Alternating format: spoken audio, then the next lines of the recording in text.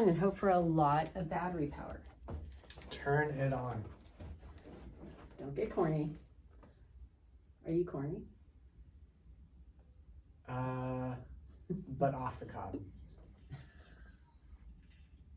Okay, I heard a dad joke, and I'll run it by you here. What kind of doctor is Dr. Pepper? I'm uncertain. A physician. Of course it You is. can tell that one to Kaden. I will. Okay. I would like to ask you on camera, this is our first meeting, first attempt at making something that's, important to me. I want to start with the concept of how you and I met. Do you believe in platonic relationships?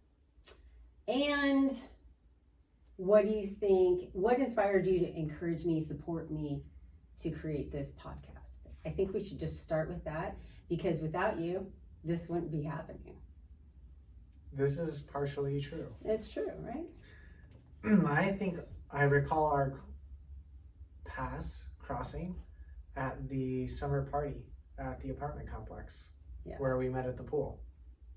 And we started to have a relatable discussion around real estate and relationships. Did we talk at that point about us both being happily divorced? Or just me? Or did we find out that we were both divorcing? We were both finding out that we were both divorcing. We covered that ground at our first meeting. Yeah, okay. Yeah, and a lot of it ended up just being background, right? We each kind of vomited on each other. Oh, okay. That's what I recall. Yeah. Being at the pool.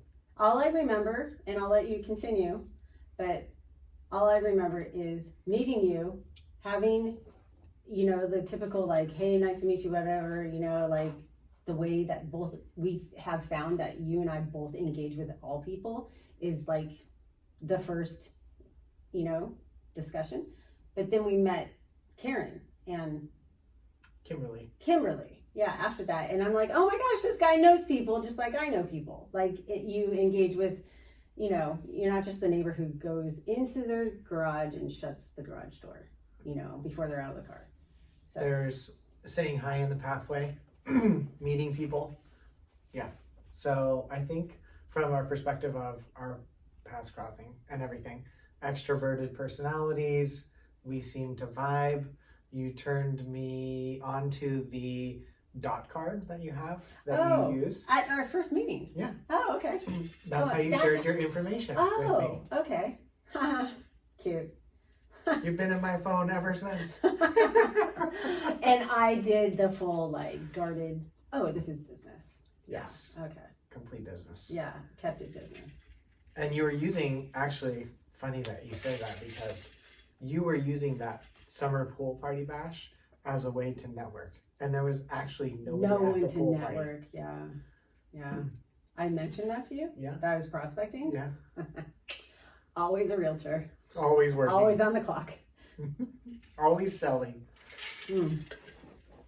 So humping the phones is what we call it. Humping the phones. Yeah. Yeah, okay. Well, classic. Yeah. So from there, I remember reaching out to see if you wanted to reconnect, right, over our relatable experience and stories that we had begun at the pool at the bonfires, at the little fire pits at the apartment complex. Yes. Or asking you over for a drink. Yeah. And I'm like, let's keep it outside. Yeah. So we kept everything pretty. It was very unengaging, right? The conversation through text and everything. Yeah. It was like logistics. Logistics. Our favorite word. We throw that around a lot now. Makes complete sense. Oh my gosh. You only need an audience for yourself. Like an audience of yourself. Yeah.